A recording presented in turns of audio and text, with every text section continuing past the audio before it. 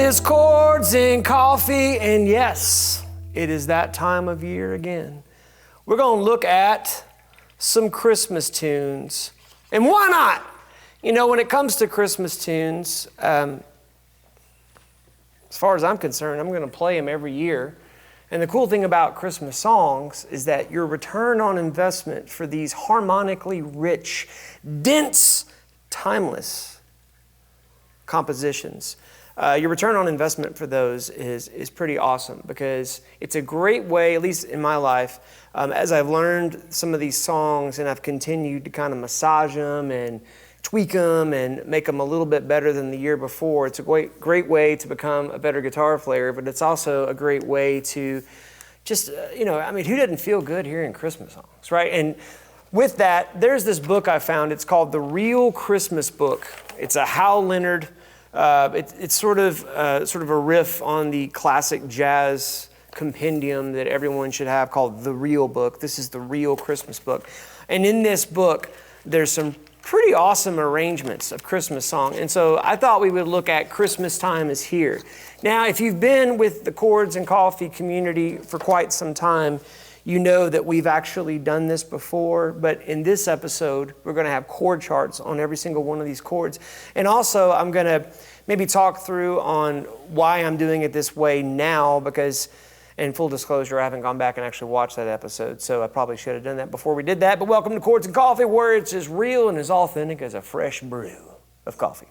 I haven't gone back and watched that, but I can tell you I'm probably playing it different now than I was then, and rightly so. The world keeps on moving forward. Speaking of which, we got new mugs. Look at this. I'm sure there will be some kind of Chords and Coffee mug commercial at some point, maybe even now. Are you a fan of Chords and Coffee, but you don't really know how to tell your friends? Do you like hot beverages, but you can't adequately display your affection for your favorite guitar YouTube channel? Then we have just the mug for you. Chords and Coffee. Found at your local Palen Music Retail Center. Smiles are free. Well, there you go there. So I hope you enjoy that, and I hope you get yourself a mug. And when you do get yourself a mug, don't forget, get yourself a coaster. Don't mess up Mama's kitchen table. Come on now. It's a season of giving. All right, so let's take a look at this song. Christmas Time, it's here. It's in the key of F. It's in 3/4 time, or 3/4 time, as Willie Nelson might call it. What that means is each measure gets 3 beats.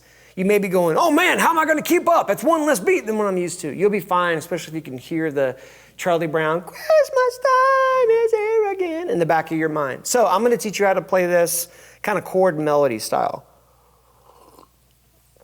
Ooh, that mug drinks good, Jordan. Did you know that? Something about the narrower well. I feel like it's a safer mug than before. Anyway, so the first chord is F major 7.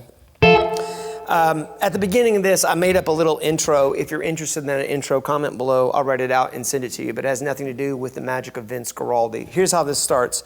I like to do my first F major 7 like this. Now, this is a little unorthodox, but for whatever reason, this just kind of felt good to me, so I'm going to show it to you. I got my index finger on the 8th fret of the A string, got my middle finger on the D, the G, and the B. I know that's weird, stay with me. Middle finger's on the D, the G, and the B of the 10th fret. And then my pinky is on the 12th fret of the high E. Now, the melody is this E, C, C, right? And so I take my pinky on that 12th fret of that high E, and then I immediately take it off and put it on the B string. I'm going to show you a different way to do it, but this is way number 1 for now, okay? So don't get nervous if you don't like it.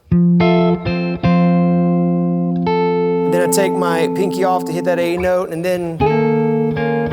Now, this next chord, it reads as E flat 9 sharp 11, which, if you've been playing along with the Chords and Coffee game, you know recently we did a song called The Nightlife, another Willie Nelson reference. And in that song, there's this beautiful chord, which is similar to this right here. I'm going to voice that 2 different ways. The first way, I'm going to give it to you like this. Index finger on the 6th fret of the A, laying straight across from the A to the high E. Middle finger again, coming into the party. It's going to be on the 8th fret of the D. And then now your pinky is going to be on the 10th fret of the B. And so I'm thinking of this as a Lydian dominant. What does that mean? Well, anytime you see the word Lydian, or if you see a sharp 11, that ought to cue, like, this chord is being treated as though it is the fourth of something, which in this case, E flat is the fourth of B flat. So there's this kind of little tonal center shift here, which is the genius of Vince Guaraldi. But what's really it's also about, another way to think about it is that it's that backdoor cadence where you have the flat 7 substituting for the minor 4. And in this case, that A note, which is in the F major 7, is kind of holding that together with that F. If that's too much theory for you, I'm sorry. This is how we make the jelly. Moving on. All right, so you've got this. And I take my pinky off, right? So the whole thing again. And if you've got a wiggle stick, you ought to wiggle it. And then when I come back to that F major 7, maybe this time I'm going to do it a little different. I'm going to take my index finger, put it on the 8th fret of the A, and then, stay with me on this, I'm laying that index finger across the D, but I'm not really intentionally playing it. If I happen to play it, not the end of the world, but I'm not intentionally playing it on the D string. I'm actually intentionally playing middle finger on the 9th fret of the G, ring finger on the 10th fret of the B, and then pinky is on the 12th fret of the high E. And then I lift it off to catch that C that the index finger is holding down via the human capo. And then play that A note again. And then now, instead of sliding back to this big thing here, maybe this time I'll go like this. And it's kind of a nice little point of interest. And this is directly stolen from that nightlife lesson we did, where I'm using this exact same chord here. Middle finger is going to be on the 6th fret of the A. I'm skipping the D. I'm going to have my ring finger on the 6th fret of the G, pinky on the 6th fret of the B, and then index finger is going to be on the 5th fret of the high E. So the whole shebang there.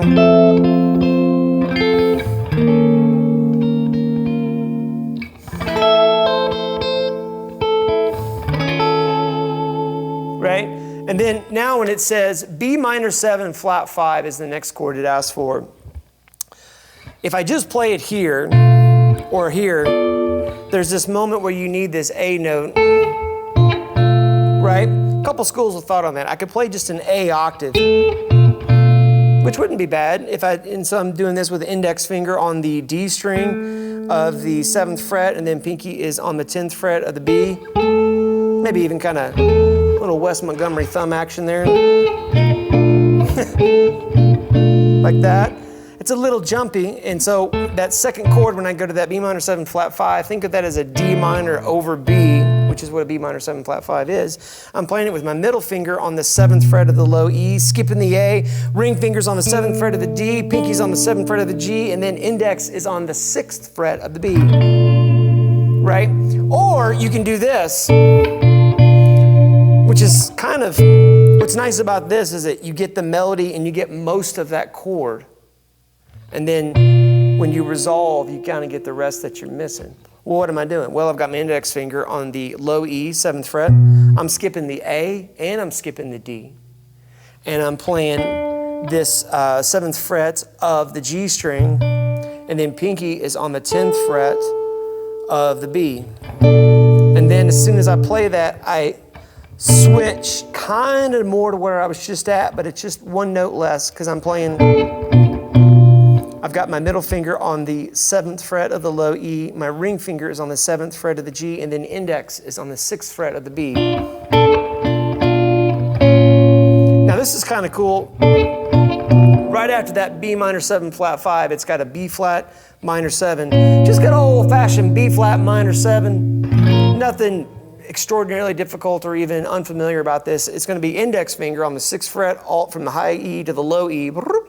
And then you're going to have your ring finger on the 8th fret of the A, nothing else. So, now this A minor 7, because of that melody that's calling for there, I kind of like to go ahead and play that with my pinky. So I've got my index finger on the 5th fret of the low E to the high E. I've got my ring finger on the A of the 7th fret. And then I got my pinky here on the 8th fret, that's resolving to human capo on the 5th fret here that I'm already holding down. And then A flat minor 7, just like I did the B flat minor 7, but this time it's on the 4th fret all the way across with my ring finger is on the 6th fret. And then, now instead of starting on the, like I did on the A minor where I got my pinky down, I'm actually gonna play it with human capo here on this G minor 7. I got my index finger on the 3rd fret of the low E to the high E, ring fingers on the 5th fret of the A, and I'm gonna go. So 3, 6, 3, but I'm doing that with human capo here, just holding down the 3, pinky's grabbing the 6, coming off of it, and then B flat over C. Now I could have done it here if I wanted to, and maybe you do. And that's okay. That would be index finger on the 3rd fret of the A string all the way to the high E. But because I'm wanting to come back up here to this F major 9, that particular voicing, I'm gonna go ahead and do my B flat over C like this, where I've got my index finger on the 6th fret of the B, middle finger is on the 7th fret of the G, now pinky is gonna be on the 8th fret of the D, and then ring is gonna be on the 8th fret of the low E. And then hit that F major 9. And if you got a wiggle stick, well, you ought to wiggle it. That's a whammy bar joke. Okay, so I've got for that F major 9, I've got my middle finger on the 8th fret of the A, index finger is on the D string of the 7th fret, pinky's gonna be on the 9th fret of the G, and then your ring finger is gonna be on the 8th fret of the B. And if you hit that high E, that's fine. So, that is the verse, okay? And if you're looking at this music, by the way, I received no kickback or benefit from Hal Leonard. We do have these books and you can order them online, but this is just one that I've actually used for a long time. I bought this book so long ago that I think my Christmas time is here is actually on page 39. So they added a page. You're getting an extra page. God bless you and Merry Christmas. So, after you do all that, and then you go to the second ending, now we have this B section here. And this is going to kind of rhyme with the beginning of it, where it starts on this D flat major 7. So it's like we've got this tonal center shift, which, by the way, Vince Guaraldi, genius, right? He just does such an amazing job of creating these textures just in a 3-piece. And his chord selection is just incredible. All right, so let's take a look at this D flat major 7. It's the exact same grip that I did here on this F major 7. I'm just doing it here on the 4th fret. It's a little bit stretchier because you're further down the neck, but that's okay. You can totally do this. Remember, if your hand hurts, usually it's your thumb placement that's the culprit. Try moving that thumb around. The way that I have it, it's like I'm doing this. It's almost directly underneath my index finger as far as underneath the neck on that spot, if that makes sense. Human capo, there it is. So index finger on the 4th fret from the A to the high E. I'm gonna have my middle finger is gonna be on the 5th fret of the G, ring is gonna be on the 6th fret of the B, and then pinky is gonna be on the 8th fret of the high E. And so you're gonna go, and again, only playing the ones that you're really touching. I'm trying to avoid that D string if I can. And so I'm playing that little melody there. And then for this next thing where it says G flat 9 sharp 11, well, that's just the exact same thing as that E flat 9 sharp 11, but now it's just a G flat. So let's take this, what I'm gonna call the nightlife chord grip for that, and slide it up to the 8th fret of the A. So I got my middle finger on the 8th fret of the A. I'm skipping the D. I've got my ring finger on the, sorry, I said 8th fret. I meant 9th fret. Sliding up to the 9th fret. I got my middle finger on the 9th fret of the A, skipping the D. I've got my ring finger on the 9th fret of the G. Pinky is on the 9th fret of the B. And then index is on the 8th fret of the high E. So you got...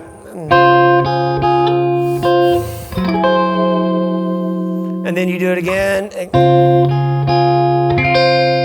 Now, so when I go to the second time around playing that G flat 9 sharp 11, which is the same as an F sharp 9 sharp 11, they're doing G flat because they went to D flat, and they're trying to keep everything clean as far as the way the music looks, which makes sense, and that's great. But when I go to the second one of that chord sequence, the first one is going to be this guy, and the next one, whoops. What if we went down to here?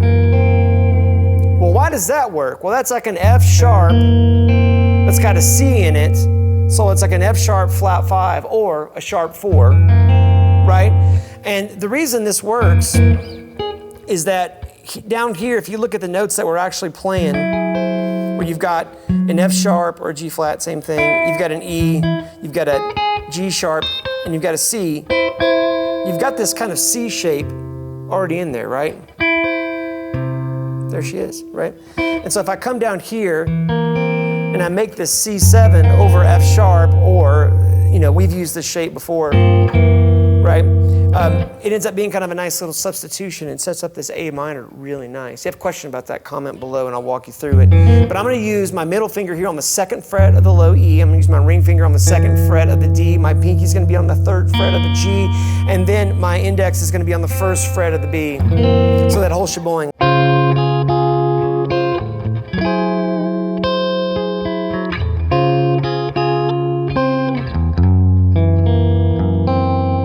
After that, you got this A minor 7.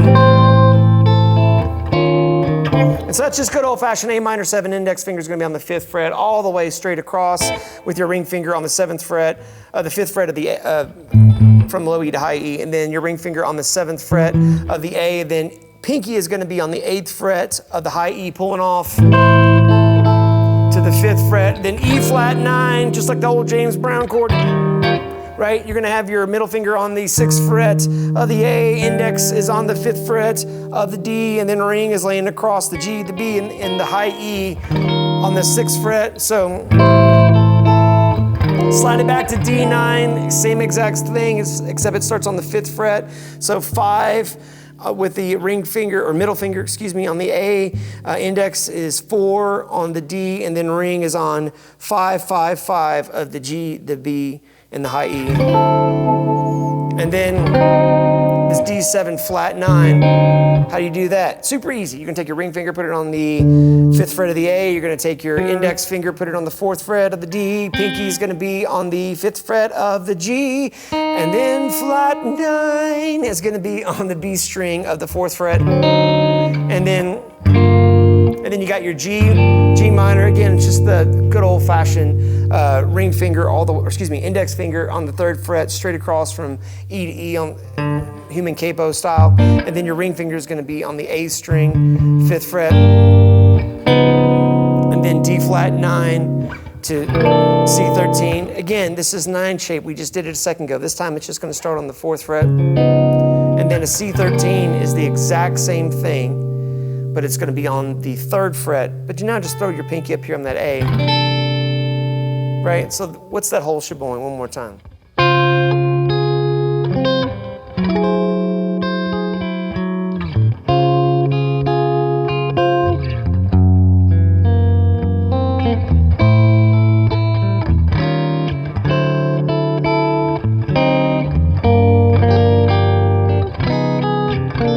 Now you notice on that D9 I went, because they have that, and that's a stretch. If you don't want to do it that way, you can also just go and lay your index finger across the 5th fret from the A string all the way to the high E, or you can make that D9 and just hit that C up on the 8th fret. And when I do that, I got to scoop my thumb backwards to give me some kind of fulcrum advantage.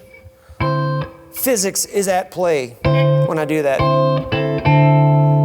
And then where I lost my place,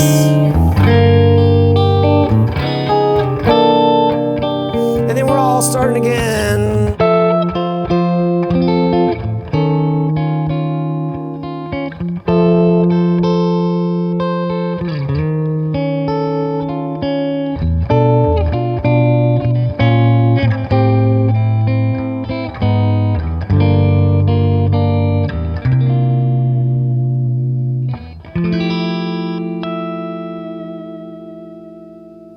I lost my whammy bar cover. That's okay. It's Christmas.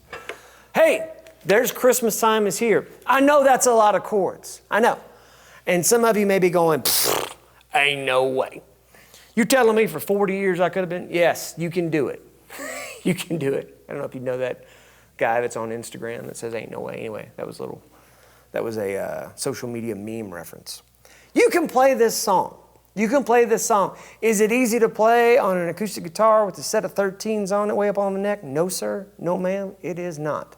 So this would be a good one to break out the electric, maybe turn your tone down just a skosh to get that kind of nice warm Christmas feeling, that sort of eggnog tone we're all looking for, right?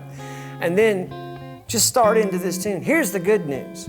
If you don't get it this Christmas, if you maybe only get 10% of it, great!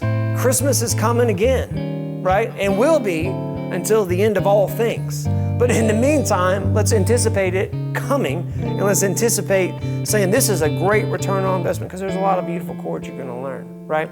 So I hope that helps you. I hope you enjoy that. You know, friend, we do this every Saturday morning at 9 a.m. Central Time here on YouTube. This is Chords and Coffee, where we're living life the best we can with the guitar in our hand. It's been so much fun this year. Next year, we have an incredible amount of surprises and just wonderful things lined up. I'm really excited for you. I can't wait. We will see you soon, my friends.